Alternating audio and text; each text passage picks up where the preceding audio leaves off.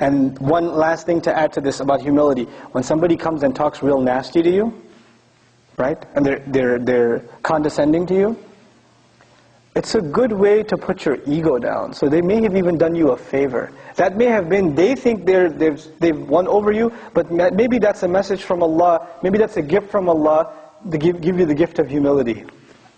Maybe that's what it is. This is what Ibn Taymiyyah rahimahullah used to say. When someone offends me, I think it's a gift from Allah that He's teaching me humility. SubhanAllah. It's a different attitude. Then learn to serve people for the sake of Allah. Give to the, a lot of times people get burnt out. And this is the last thing I want to say about religious folks, right? Especially youth. They do so much activity. They join an organization, they join a group, they join a masjid, they join whatever program, and they're fired up and they're burning themselves out, running after this program, left and right and left and right. And eventually, you know what happens? They get burnt out. They get completely burnt out. And when they burn out, they're never able to recover from that again. Keep a balance. Take it easy. You don't have to do everything in one weekend. You don't have to do everything in one summer. It's okay. You can keep it gradual. Keep up with it, inshallah ta'ala.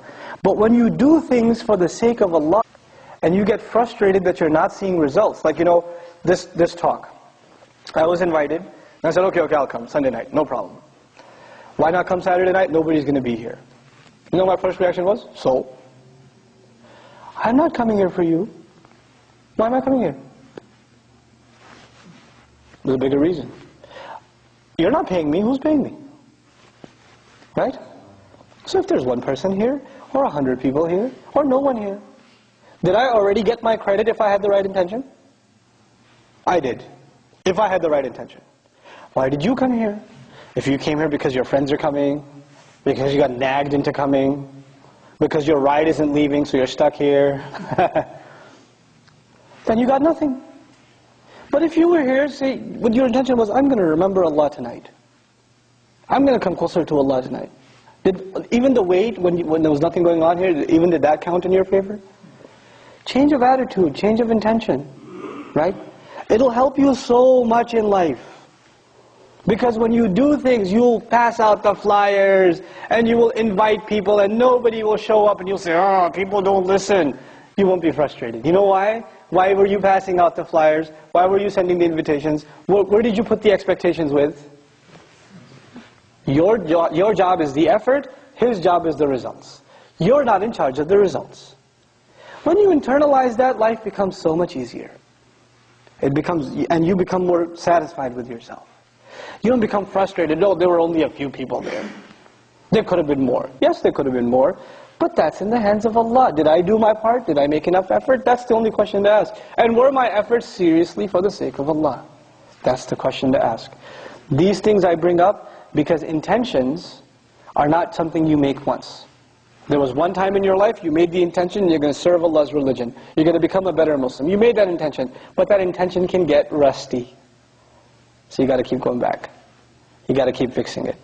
And everybody else thinks your intention is strong because they only see what? The outside. What don't they see? The inside. And because they see the outside, they tell you, you're pretty good, man. And you start believing them too. So you're only making the problem worse for yourself. The first remedy was remembering Allah. The second remedy, find better company. Find company of people that are better than yourself. The third remedy, important remedy, learn to keep your mouth shut. Learn to keep your mouth shut. If you see something really bad, find a humble way of giving advice to a Muslim. Think, are the words I'm going to say to them, are they going to make them even more, averse to the religion? Or should I find some loving, soft way of slowly pulling them back without compromising the principles? But can I bring them closer to the deen? Maybe change their company, maybe change of scenery, maybe if they heard a little bit of advice. You don't want to change their behavior first. You want to change what first? Their heart. Once their heart changes, behavior will change automatically. Most of the time we go after people's what? We go after their behavior. You can't change people's behavior. You can only remind them and hope that Allah changes their hearts. Right? Your job is to remind. فَذَكِّرْ. The messenger sees people doing shirk, People doing kufr. And Allah is telling him year after year after year, فَذَكِّرْ إِن نَفَعَتِ الذِّكْرَى فَذَكِّرْ إِن نَفَعَتِ الذِّكْرَى. Remind them, reminder will have benefit.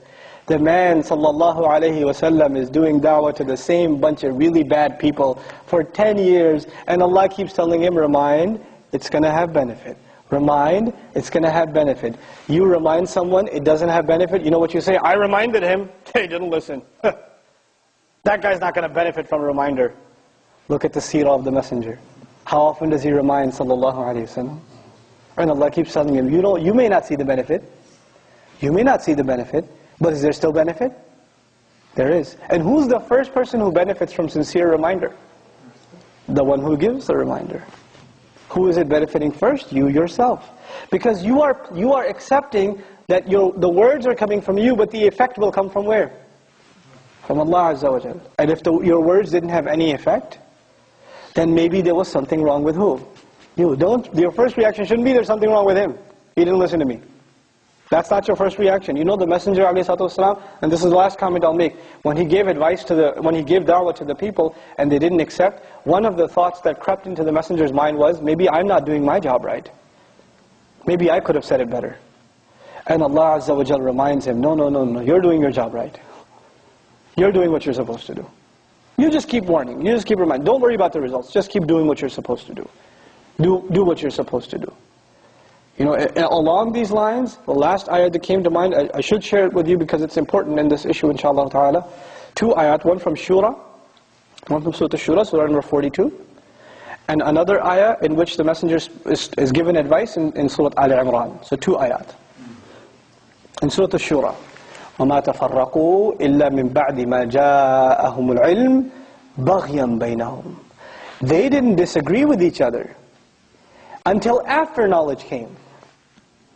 They didn't disagree with each other until after knowledge came. So who's disagreeing now? Knowledgeable people. Knowledgeable in what? Knowledgeable in what? Science, physics, chemistry, biology. What are they knowledgeable in? The religion. Knowledgeable in the book. Knowledgeable in the sunnah. And what are they doing after that knowledge? Falling into disagreement. Why? Allah gives the reason too. بَغْيًا بَيْنَهُمْ. Out of an urge to dominate over each other. They had this urge, they want to feel superior, and what's their weapon by which they feel superior? Knowledge of the religion. They turned that into a means by which they can inflate their ego. SubhanAllah. What a horrible crime. And it's that ayah where Allah Azza wa Jal, by the end, He says, وَلَوْلَا كَلِمَةٌ سَبَقَتْ مِنْ رَبِّكَ إِلَىٰ أَجَلٍ مُسَمَّى لَقُضِيَ بَيْنَهُمْ. Had it not been that a time had been appointed for them from ahead of time, meaning had it not been that Allah had already decided when they will be punished, their matter would have been dealt with immediately. They would have been punished right away. This is a high crime. This is a high crime that they're doing. Using the weapon to disagree, the knowledge as a weapon to disagree with each other, not for any other sincere reason except ego. A horrible, may Allah protect us from that crime. Especially our youth, man, youth culture in this country. You're playing ball, somebody blocks your shot, what happens?